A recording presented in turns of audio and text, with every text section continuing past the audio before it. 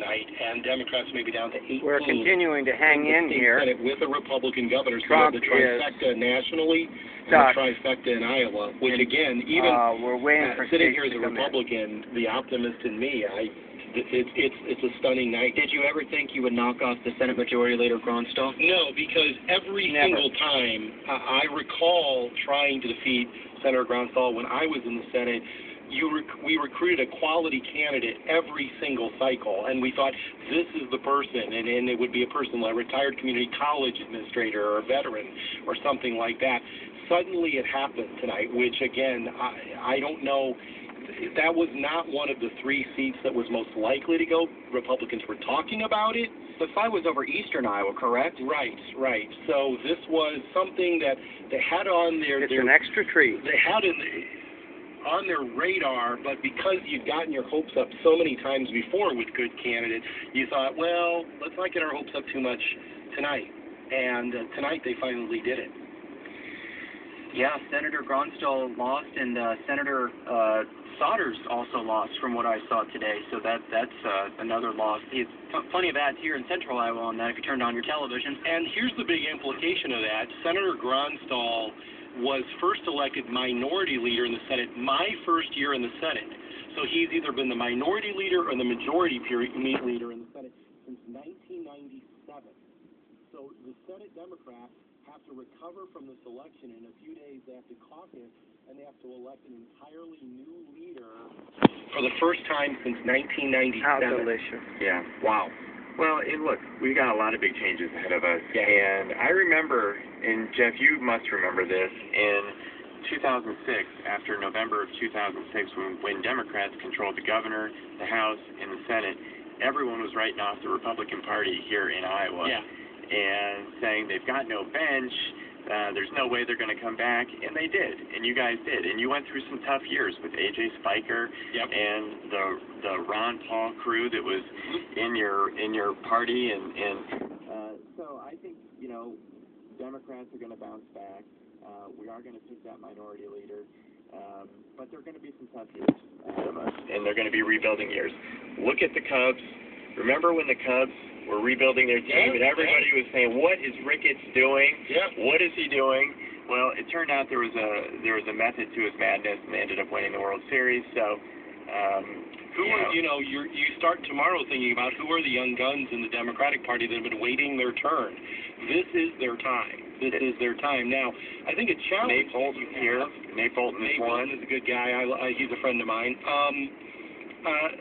The challenge I think that you'll face, I'm glad you brought up the Ron Paul scenario, is that this will be the time when the Bernie Sanders folks now say, well, see, should have given the Bernie Sanders folks a chance. I'm not sure those are the right candidates for every district. You might face kind of a Ron Paul situation in the Democratic Party, but again, a lot of folks will try to be a steady hand at the wheel and get the right candidates in the right districts. Yeah. No, and I think got to come up with it sometime. A case to make. I think if you ignore them, at your own peril. And so we've got to find a way to work with them and bring them into our party. Well, we were sitting here on election night speaking to the Bernie Sanders people. I was covering the Bernie Sanders watch party that night, and we were just sitting there. The votes was just so close, and he almost won the state of Iowa, the Iowa caucus. And now, like you said, they are going to say, hey, we had a case.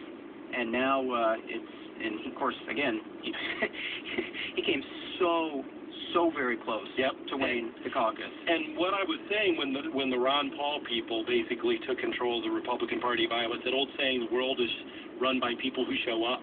And candidates like Ron Paul or Bernie Sanders that inspire passion in their supporters, they show up at the meetings and they get their people elected in all the right committees, and then they start recruiting candidates. Now, are those the right folks for every district in the state? Again, we're taking a station identification. You're listening to WHO. WHO Radio. Waiting on a Trump victory.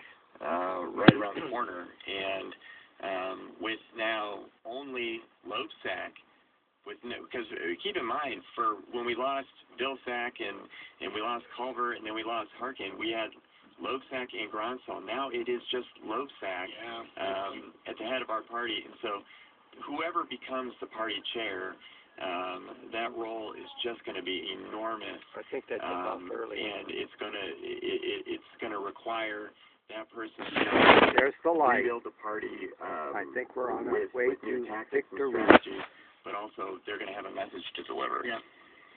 And find the right people. And find, well, You need to find people who are going to invigorate and inspire a whole new generation. at the state level, at the local level, county level, yeah. I mean, it's Come on, have mercy. we need to rebuild. It's clear, but we'll do it. 12:27, and nothing has changed.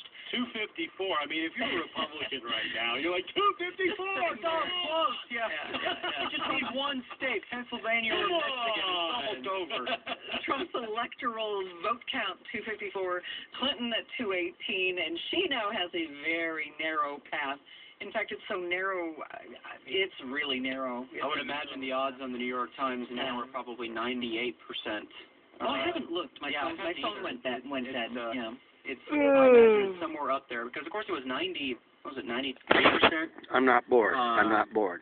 Just sleepy. A couple hours ago. Yeah, just an hour ago, and It's 2:27 here in central it's Iowa. been on 254 for 2 hours, maybe more. Yeah.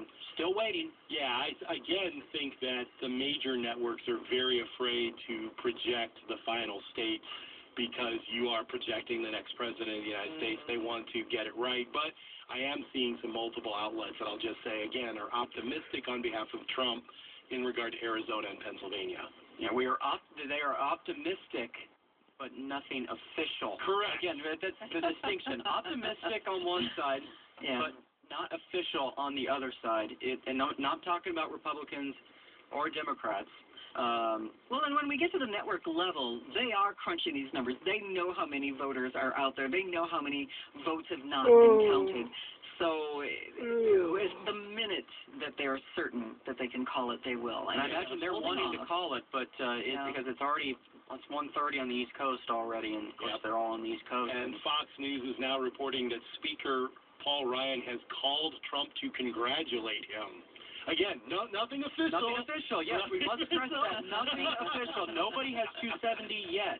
Nobody. We're just reporting what we know. We're just reporting. We're hanging here with the Pennsylvania results at 97% in, Trump up by, oh golly, a full percentage point, and that's Pennsylvania or Michigan. Also, Trump now up, oh golly, about 1.5 points with 81% of the vote, and that's where we've been just hanging for 45 minutes.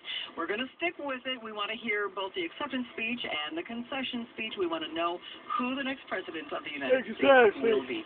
We're going to take a check on the news, and we will continue, and if something happens, we will break in. You're listening to election coverage on News Radio 1040 WHO. Right now, today's top stories from Des Moines News, Traffic, and Severe Weather Station. News Radio 1040 WHO. It is 12:30. I'm Gary Barrett, WHO Radio News. We have fair skies, 38 degrees in Des Moines. Our top local story this hour. The presidential race hangs on the vote in 6 states. As Fox News projected Donald Trump to have 254 electoral votes to 218 for Hillary Clinton.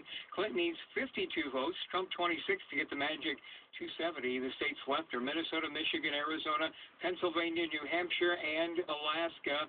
That is left, and we'll be hearing more on that coming up. Wow, we did it, Iowa! You did it! You did it! That is Tanner Gertz, Donald Trump's Iowa campaign manager, right after the state of Iowa was put in Trump's column in the presidential election by the networks. Iowa's senior U.S. senator is going to spend another 6 years in Washington, D.C. as really exist in the country. I mean, NRP again. If you're a Muslim or a Latino. Do you think he has interest in viewing those divisions? Aren't those divisions part of what has put him within arm's reach of the White House? Absolutely. Absolutely.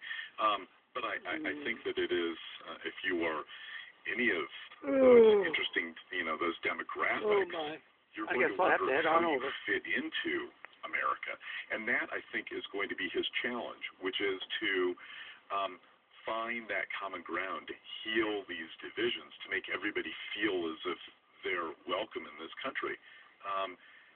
It is going to be an amazing 4 years, for sure. It sounds as though you're still trying to imagine him turning into the kind of Republican you would have been willing to vote for, but he never has been that kind of Republican. No, he hasn't. In fact, I've maintained all along that he has hijacked the Republican Party and turned it into the party of Trump. So now it will be interesting to see how the party manages to either change him or he changes the party permanently. But, I think a Trump supporter might say this Republican Party you speak of kept losing national elections, whether it was John McCain or Mitt Romney, and whatever this party of Trump is, seems to have done pretty well. Totally. I mean, they won by overwhelming margins, both in what appears to be the Electoral College and certainly the popular vote. So why isn't it the rest of the country's job to get on board rather than the GOP elites who are never on board to say, now you need to do X, Y, Z, Mr. Trump?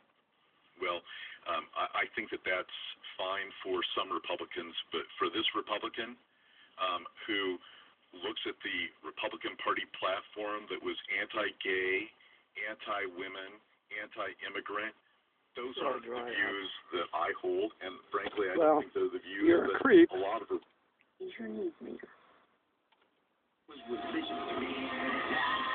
Wild along with Jeff Angelo, Brett Anderson, Stephen Anthony. Guys, I think we failed. We've been here for hours and we haven't made a presidential announcement yet. Wendy, we're not the only ones today.